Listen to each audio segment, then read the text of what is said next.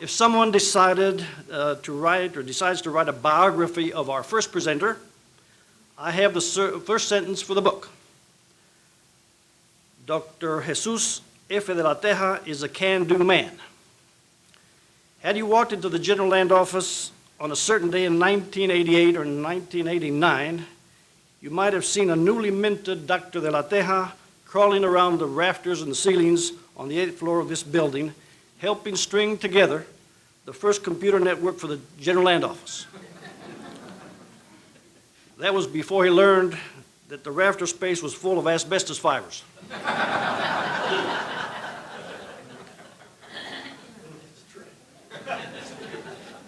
For 6 years, from 1985 to 1991, we were honored to have Frank as our colleague in the Archives and Records Division.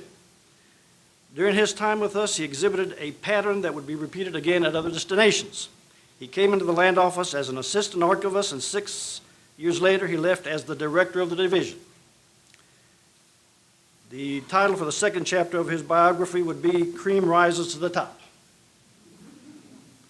In 1991, he joined the faculty of the History Department as assistant professor at Southwest Texas State University, now Texas State University. And yes, you guess it, he is now a full professor and I think still chairman of the department. Soon to give it up, and probably not a day too soon. His resume seems to grow by the hour. He's a past president of the Texas State Historical Association. He enjoys the honor of being named the first state historian of Texas. Among his many titles and distinctions, however, I noticed that one is missing. Dr. de la Teja has come to our aid here at the General Land Office so often that we now consider him our historian in residence. You're authorized now to add that to your resume if you like. His most recent scholarly effort was the edition of a book called Tejano Leadership in Mexican and Revolutionary Texas, which he will be signing at the conclusion of today's activities. Please help me welcome to speak on the subject of the settlement of Spanish and Mexican Texas, Dr. Jesus Frank de la Teja.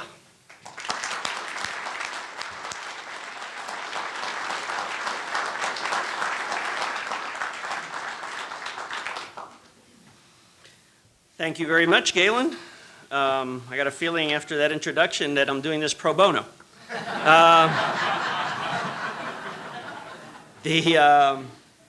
But it always does amaze me that to come into a situation like this and see so many people who actually got up, drove on a Saturday morning to hear me talk about this stuff. So I'll try to do my best to have made your time worthwhile. Thank you very much. Thank the General Land Office.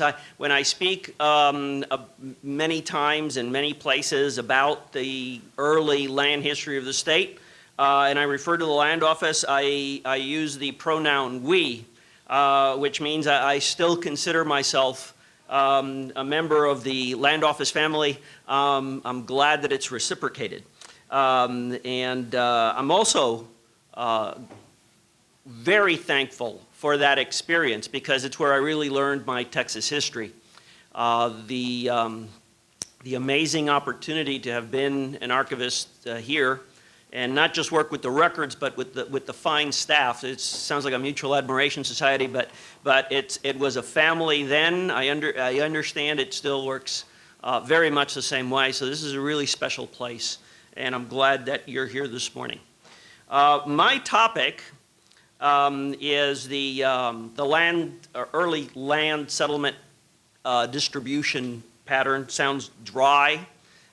It probably will be. I'm going to let my colleagues add the color, but I think it's important for a better appreciation, as Commissioner Patterson said.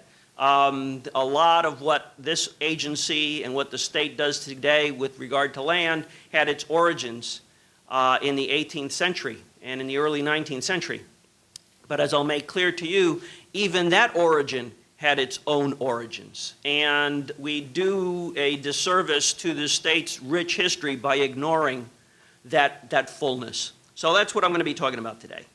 And I think you'll realize that many South Texas families of Hispanic origin can trace their ancestry back to the founding of towns along the major streams of the Rio Grande and the San Antonio River.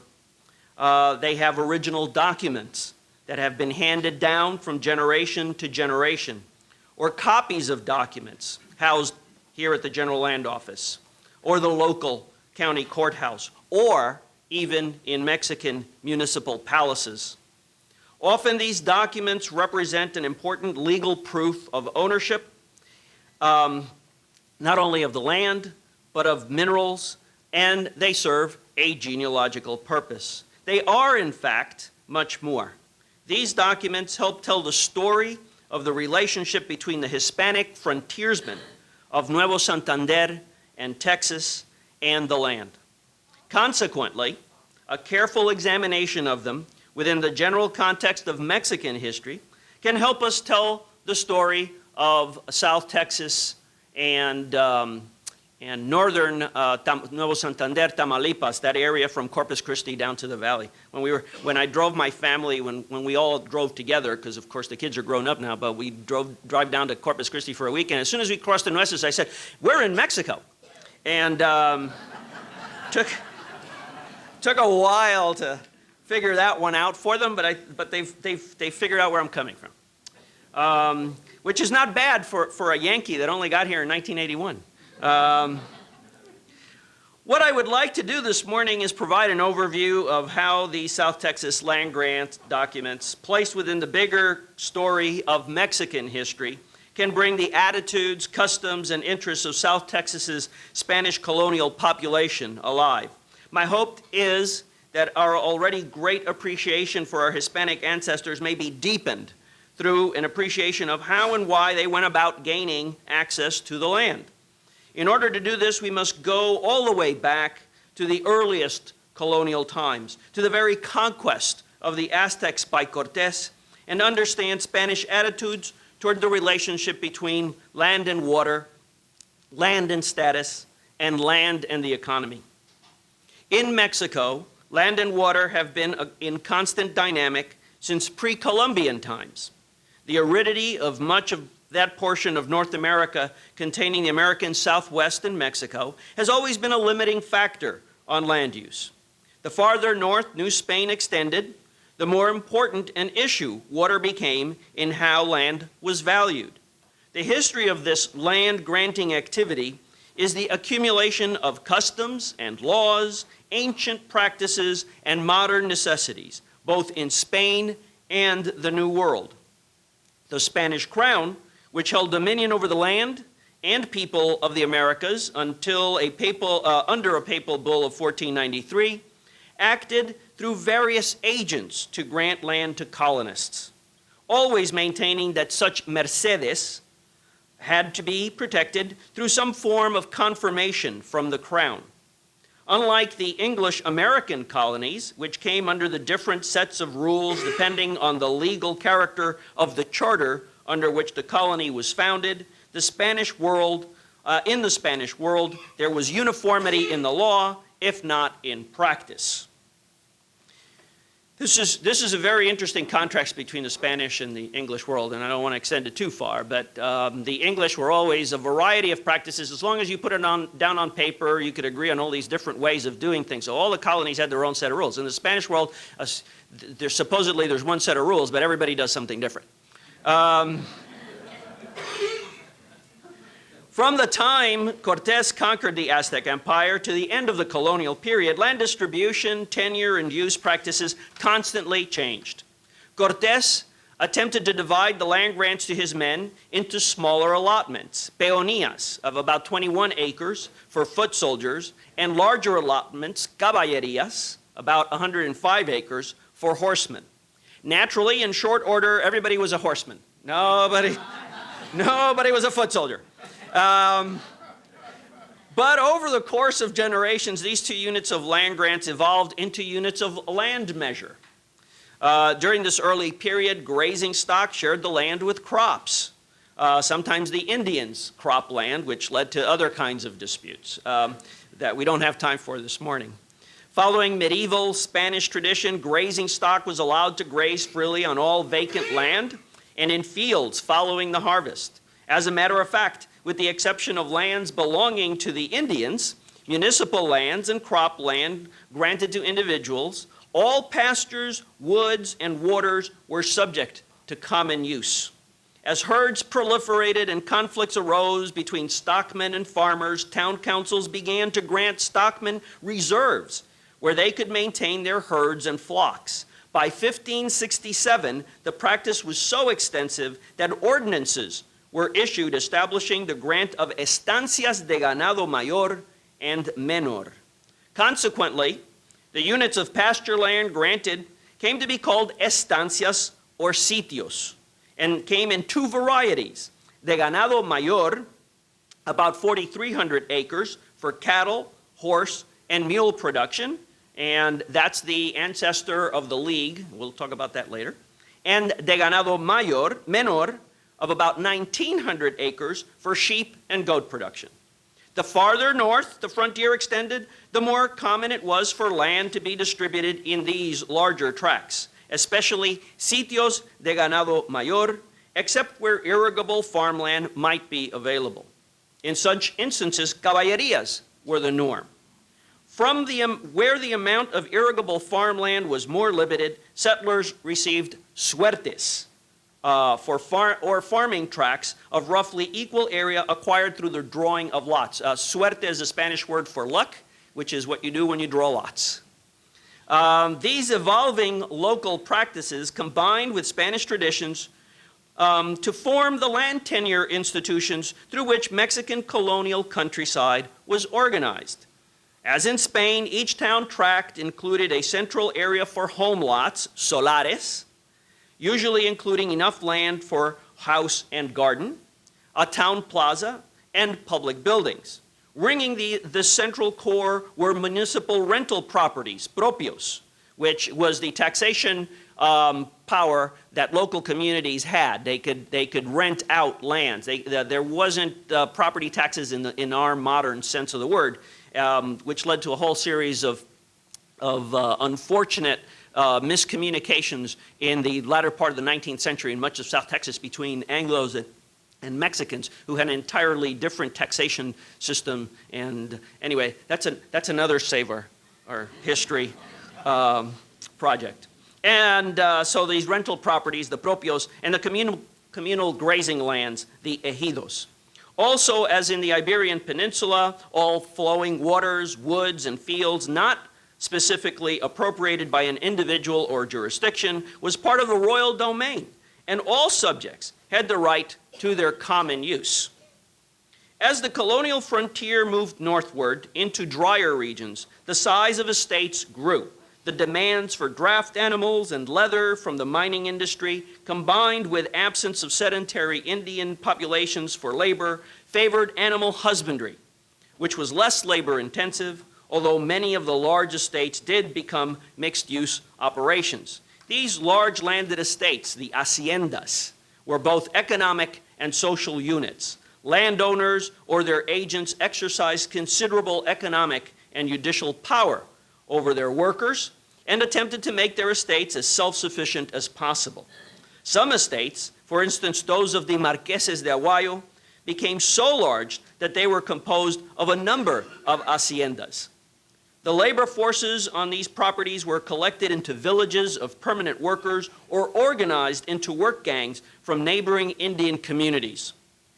Below the hacienda in size and prosperity was the rancho. These were either a small settlement of 3 or 4 families who worked the land together, or a mid-sized property, most often of mixed-use nature, worked directly by the owner and a few hands. So the ranch is a very different place from the rancho. And if you go into Mexico today, you'll see lots of signs, rancho this or rancho that, and what it often refers to is these very tiny communities of 3 or 4 houses, and you see them clustered, and they all have a taco stand. I have no idea how they can possibly make a living, because you can't go more than 3 or 4 miles without hitting on one of these taco stands at one of these ranchos. These ranchos tended to occupy more marginal lands or were located at the leading edges of the frontier. In general, these properties tended to suffer from the same defects in their titles as the larger estates. That is, their owners did not have confirmation from the crown. Often, better off individuals, military men, miners, merchants, government officials, used their positions to advantage. Who would have thought? In claiming and acquiring land and water resources, even without explicit permission from the crown. Rancheros who pushed out into hostile Indian country likewise occupied land without explicit permission. The crown took advantage of these many extra legal appropriations of the land to solve some of its financial problems by forcing individuals to validate titles to their lands through a special court or the crown directly in a process known as composición.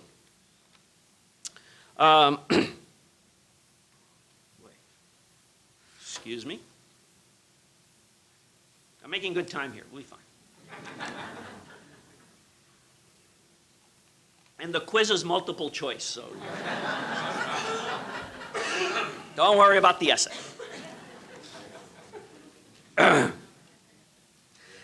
And the process of composición, which was begun in 1591 by Philip II.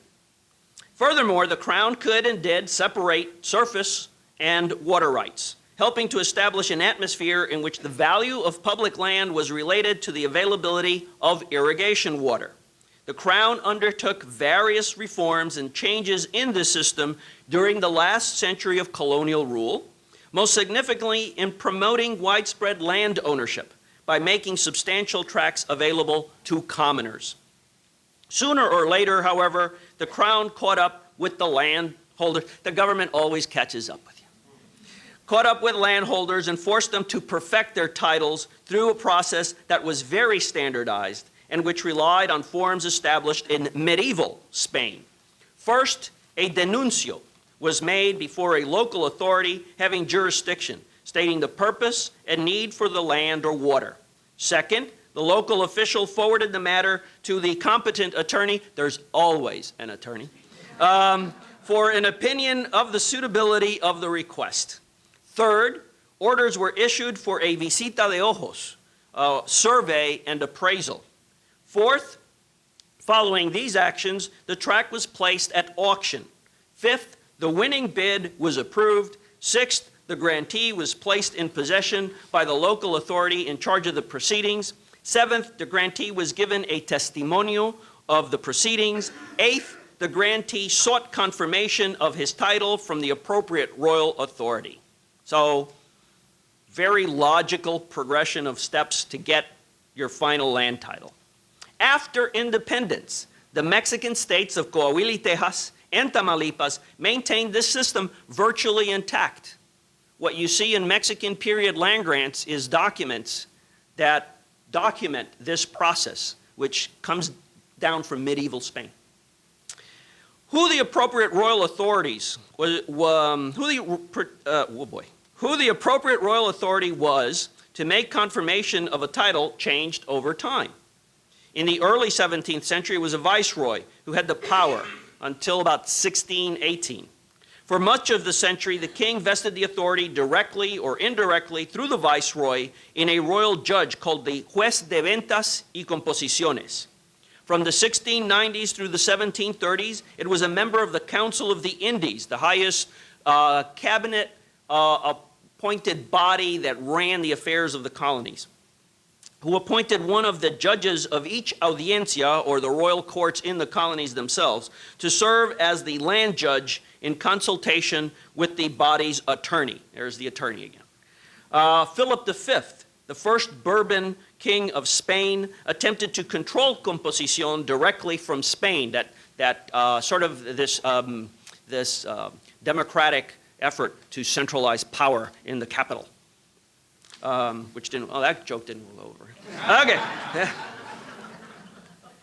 Okay. Who appointed the, and so Philip V attempted to concentrate power directly in Spain, but that experiment proved a failure as the distance created unacceptable delays and costs. By 1754, Philip's successor, Ferdinand VI, restored confirmation authority to the audiencias and delegated to the viceroys and audiencias responsibility for naming jueces privativos de composiciones y tierras. These are wonderful titles. And And so you got a staff of office, and you wore the special sash and the medal. I mean, it really tricked out. Really. Yeah, it's good to be the king, and if you're not the king, it's almost as good to be one of these judges, because everybody who knew who you were. Finally, in the 1780s, Charles III assigned responsibility for composición to the heads of the newly created super administrative units called intendencias. The intendentes, as these officials were called, had a special responsibility for making sure that the crown was not being shortchanged. In the case of northeastern Mexico, both Texas and Nuevo Santander belonged to the Intendencia of San Luis Potosí. That's one reason why there are land grant documents concerning Tamaulipas and South Texas in the state archives of San Luis Potosí, which, when its archives became the repository of the documents of the Intendencia following independence. Knowledge of these patterns of land distribution and terminology helps in understanding the process of settlement and economic development in Texas. Aside from minor mineral veins in Nuevo León and Coahuila, and large salt deposits in the Transnueces, the northeastern frontier of New Spain was devoid of mineral resources, at least mineral resources as they were thought in the 16th and 17th century. Of course, if they had figured out how to use petroleum, things would have been very different, but they didn't. Climatic conditions made farming possible only under irrigation, and that was limited by the scarcity of substantial streams. Ranching, the one economic activity for which the area was best suited at the time, was endemic to most of northern New Spain, and important cattle and sheep operations closer to colonial markets made this activity less profitable in more remote areas. Mountain ranges, broad stretches of desert and semi-desert, and unnavigable rivers and limited water resources formed natural barriers to Hispanic advance. Limited demographic growth and intractable native populations meant a lack of people with which to fill the empty spaces. In the absence of economic, water, or demographic pressure, land distribution in the Spanish province of Texas, the area north of the Nueces and Medina rivers, was often haphazard and imprecise. In fact, most of the original land grant documents for the missions themselves are missing. We only have the one for San Jose, and the description of its ranch lands is extremely vague. There were only a handful, therefore, of extant rural land grant documents in existence for Texas proper, most along the San Antonio River Valley and East Texas around Nacogdoches. These grants took up long stretches along the river and creek banks, and ranged in size from approximately 5,000 to more than 60,000 acres. A number of these ranch grants started out as pastures for the San Antonio and La Bahia missions, which after the closing of the missions between the 1790s and 1820s were claimed by some of the leading citizens of San Antonio and Goliad. The hostile conditions of the Texas countryside meant that despite the relatively few settlers, in 18th century Texas, there were numerous disputes between missions and civilian ranchers over property and cattle rights. In the 1730s, you get three people together, they're bound to fight even if they have all of Texas to live in, right? In the 1730s, conflict, and especially if they're family. In the 1730s, conflict centered on water rights on the San Antonio River. The following decade, over mission land labor, mission Indian labor, and the proximity of missions in the town, and in the 1760s and 1770s over ranch land and cattle ownership. However, in the isolation of the frontier, the constant threat of Indian attack and the costs of legally establishing ownership, compromise and accommodation were the normal results of disputes. In other words, they didn't have enough money for, you guessed it, lawyers. After the missions began to decline in the mid-1780s, the number and frequency of land conflicts drastically decreased. In response to an inquiry from the Intendente of San Luis Potosí for information on Texas land values, The 1801 Cabildo, or Town Council, of San Antonio lamented, and I quote, "Since this province was founded, we do not know of any sale other than the 18 sitios for 100 pesos made to the late Captain Don Luis Antonio Menchaca.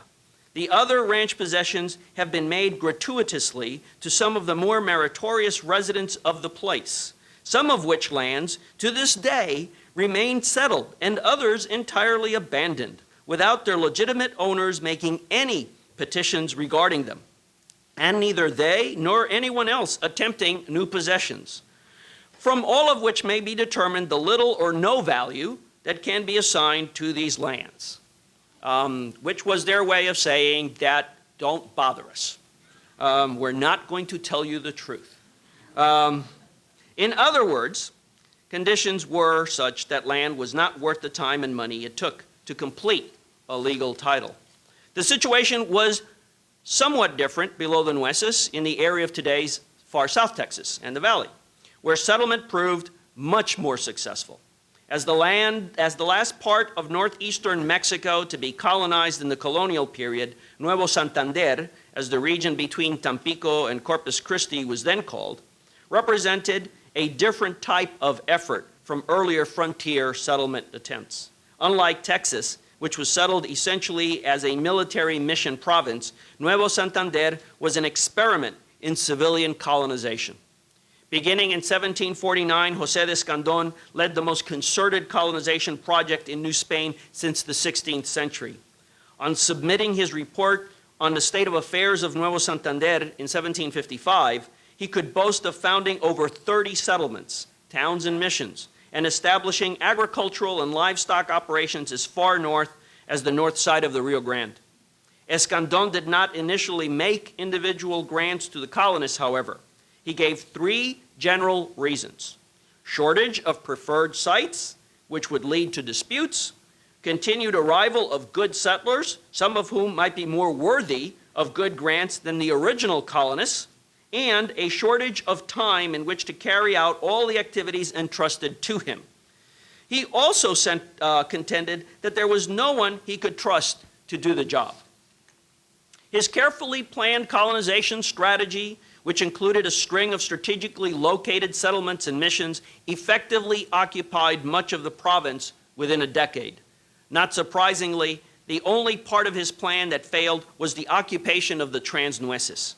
Although he managed to obtain relocation of the Texas outpost of La Bahia to the San Antonio River, he was not able to raise the necessary settlers to establish a corresponding town on the Nueces. The aridity of that portion of the colony north of the Rio Grande was well established by explorers and known to potential settlers, although its suitability for ranching was undisputed. A military engineer who inspected the area in 1757 put the matter in very clear terms. He said, "This territory is worthless, except for raising livestock." Given that Escandón had not made individual grants, when José Tienda de Cuervo carried out his inspection of the Rio Grande settlements in 1757, he found the colonists dissatisfied with the land tenure situation. Who would have thunk? Some areas along the river were becoming overcrowded. At others, there were boundary disputes. He recommended, therefore, that land should promptly be distributed on an individual basis. It took 10 years for royal officials. Response time of government really hasn't changed all that. It took 10 years for royal officials to respond. They probably had to do an environmental impact studies. To respond to Tienda de Cuervo's recommendation and Escandón's pleas with the appointment of a special commission. Juan Armando de Palacio, a military man, and José de Osorio de Llamas, counsel to the Audiencia, conducted the Visita General, or general inspection tour, during which they made the first land grants in the region. Their mission was to organize land distribution by appointing surveyors and experts and making sure everything was properly recorded. They arrived in the Rio Grande Valley at Laredo on 15 May 1767 and proceeded downstream over the next 4 months. Their legacy was the distinctive Porción survey pattern that continues to dominate landholding along the border between Laredo and Reynosa. So if you look those land grant maps along the Rio Grande, you see these long, skinny grants that stretch for miles away from the river. Those are the product of the Visita General of 1767.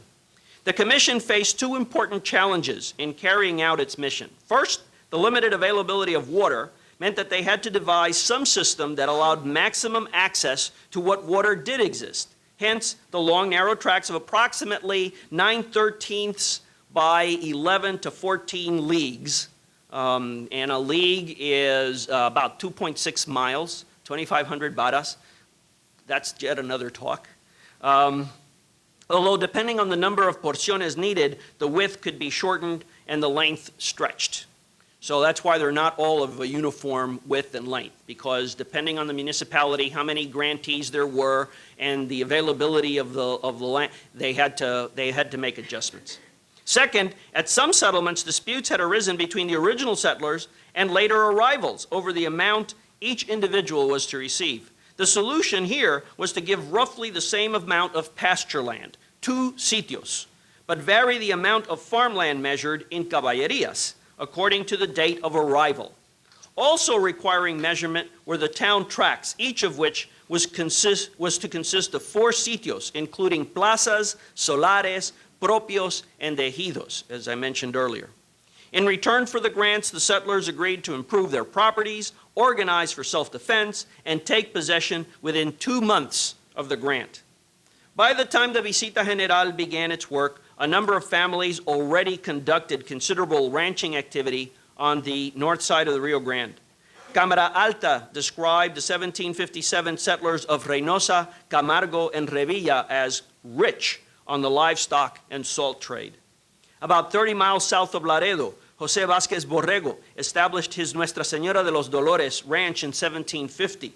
When Escandón visited the place in 1753, it showed promise, and he made a verbal grant to Borrego. Eventually, Dolores consisted of 50 sitios de ganado menor, 25 sitios de ganado mayor, approximately 200,000 acres. In 1755, another important rancher, Tomás Sánchez, established himself to the northwest of Dolores, where he occupied 15 sitios. And remember, just multiply that 15 by 4,300 acres and you get the size of the land grant. That eventually became the town of Laredo. Escandón had also allowed settlement on the east side of the Rio Grande, downstream at Camargo. The town's founder, Blas María de la Garza Falcón, for whom the Falcón Dam and reservoir is named, had a ranch across from the town.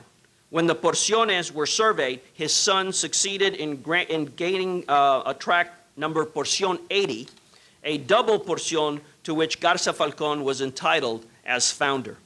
A group of families that in 1752 had established themselves away from the river at the site of some wells called El Saus, managed to get their lands included in the 1767 distribution of Camargo porciones. So there was a lot of activity north of the river. Clearly, the ranching character of the region was well established by the time of the Visita General completed its work. Grants made from that time forward specifically include language characterizing them as pasture lands. A copy of the title to Vicente Hinojosa, Las Mesteñas, Pitas y Labra, for example, included 34 sitios de ganado mayor, 34. 1 sitio de ganado menor, 8 caballerías, and 273,625 square varas. They were really precise, right? It was made in 1798, and it affords a glimpse at the thinking behind these grants. Hinojosa's petition of 11 June 1794 stated that he was a resident of Reynosa, the son of Juan José Hinojosa, a founding resident of the town. He petitioned for the tract in view of his father's merits and his own, and quote, by virtue of having some field chattels and not having my own land to graze them on, and there being vacant land next to my father's, lands which are not inhabited by anyone except some Gentile Indian nations and by me. In other words, the Indians didn't count. The 2 decades immediately preceding the Mexican War of Independence was a time of great activity in the North. Peace with the Comanches and the decline in depredations by other Indian peoples led to the renewed interest in the countryside. The population continued to grow, and the government seemed interested in making land available, not just to the powerful, but to anyone interested in pursuing stock raising who had seed stock to establish a claim. According to available evidence from the San Patricio First Class land grant records in this building, that way, Spanish officials completed about 16 grants, and at least 14 individuals established occupation or made an original denuncio between 1800 and 1815. Certainly, other claims fell by the wayside and remain lost to history as a result of the Mexican War of Independence. Excuse me. Hang in there, we're getting close.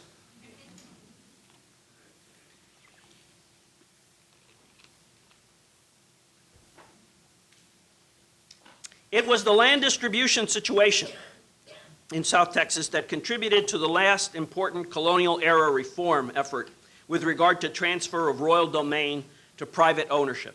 In 1805, King Charles IV issued a cédula, or a royal decree, restricting the size of any merced to 4 sitios. The ruling came as a result of an investigation conducted by the Intendente of San Luis Potosí, whose jurisdiction included Nuevo Santander, into the size and value of rural grants made within his territory. He reported to the Viceroy's Treasury Council that vast tracts of land were being granted for 10 pesos per sitio. So for 10 pesos, you could get about 4,300 acres of land. The Junta Superior, of course, you had to have 10 pesos. That's the catch.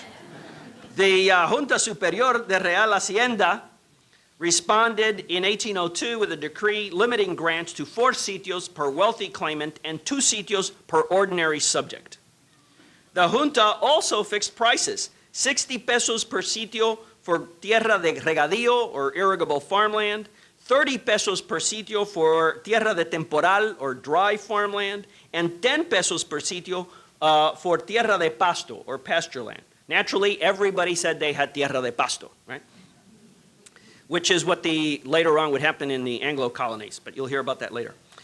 There would be no more grants like San Salvador del Tule or Espiritu Santo, one which numbered in the 100 plus sitio range.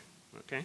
One way to get around the restriction was for family members to request adjoining lands, as was the case in El Diezmero, a grant of 20 sitios granted to Vicente López de Herrera, his 3 sons, and a servant named Gregorio Farias in what is now Nueces County. Because each individual received 4 sitios, the legal limit, the letter of the cédula, if not the spirit, was being honored. Tamaulipas' first colonization law, issued on 15 December 1826, had 2 important objectives. First, to rekindle interest in occupying the available public domain by issuing terms for settlement as generous as those offered by neighboring Coahuila y Tejas. In some instances, the terms and language of the 2 laws are identical. Second, to clean up ownership questions by making abandoned land subject to colonization and forcing owners of excessively large tracts to alienate the access. And lawmakers were also optimistic, at least as far as the region where most of the public domain was available, the Transnueces, in calling for land to be categorized as grazing, dry farming, or irrigable. They restated what the Crown had stated a couple of decades earlier. One of the earliest surviving documents from the period is the title to Santa Isabel, San Martin, and Buenavista. The complicated story of these 3 tracts, all adjacent to the 1781 grant to San José Salvador de la Garza, Espiritu Santo, can be reduced to the efforts of Manuel Prieto, heir to the eastern part of Espiritu Santo, to gain control of lands between the Laguna Madre and his. When José Treviño, a rancher with cattle and no land, applied for the tract known as San Martin, Prieto stepped forward to challenge not only Treviño, but to claim Santa Isabel and Buenavista as well. The authorities sided with Treviño, but since no one stepped forward to claim the other 2 tracts, Prieto received them. When Manuel de la Garza and Rafael Garcia, who had been using those lands since 1823 heard about the government's action, they filed their own petition to prevent the grant from being made. The response to the Matamoros City Council when it was asked to comment, by the Matamoros City Council when it was asked to comment on the case, is equally informative of the attitudes toward the use of land in the region. Quote, the stocks of cattle owned by the said Garza and Garcia are considerable, and for that reason sufficient to occupy more lands than those solicited, to which may be added that being just, in proportion they may likewise stock them, sell and cultivate them, and benefit from them in other ways. Two principles emerge from the above assessment and bring me to the conclusion of my paper. One is that all parties agreed on livestock as the most important determining factor for who should get land and in what quantity. The other is that the ideal land tenure was the relationship between the number of stock and the amount of land. These beliefs made their way into the land law of 17 November 1833, which made the relationship between cattle and land in Tamaulipas even clearer. Article 18 stated that claimants must not be owners of substantial amounts of land, must have enough animals to stock the land, and no more than 6 sitios must be granted to any individual. What the law did was formalize a long-standing practice that already relied on the claimant establishing a need for the land on the basis of livestock interests. This was a livestock culture through and through. That same year, Tamaulipas state government further protected the settlers of the Rio Grande frontier by issuing a special order that applied only to them. In view of the abandonments occasioned by the Indian Wars that had occurred during the War of Independence period, the governor provided for grants of up to 5 sitios at a cost of 10 pesos per sitio. To be eligible, a settler had to prove residence, ownership of sufficient stock to justify the grant, and commit to retaining the property for 20 years following the concession. Article 3 of the decree required, quote, the prospective ayuntamiento to inform itself by previous justification whether the interested party who may present himself has lands of his own and stock with which to occupy them. In this action also, state authorities considered vital both the equity issue and livestock ownership. Tamaulipas governments made over 100 grants in the Trans-Nueces region before Texas took over the area during the Mexican War. Although most of these grants have no surviving documentation of the original proceedings, there is sufficient evidence to show that the patterns established in the colonial period continued to function in the early national period. These patterns included the consistent description of tracts as agostadero. Originally, the term meant a fall pasture. Agosto was the month of the harvest in Spain. So agostadero were the post-harvest grazing that cattle were allowed on the stubble in the field. The persistent use of the phrase sitio de ganado mayor, even after the term sitio had been standardized and there was no distinction between menor and mayor, the people still continued in their language of their petitions. They continued to use the traditional sitio de ganado mayor. And continued effort to make ranching accessible to as wide a portion of the population as possible, within reason. These are important indicators of the development of a cattle culture in which land, water, and animal were part of the whole. Whether above or below the Nueces, Spanish land granting practices demonstrates a number of features of a dynamic, flexible, and open ranching society, combining frontier responses to local conditions and centuries-old Hispanic legal practices. These practices transcended Spanish and Mexican sovereignties, and although they largely disappeared above the Nueces by the 1840s, they lasted until the latter half of the 19th century in the Trans-Nueces, when their demise was brought about by the arrival of a new set of rules and large amounts of capital from the United States. Among the continuities from the colonial to the Mexican period were limitations on land grant size, demonstration of need as basis for a grant, and expectations for land use limited to livestock purposes.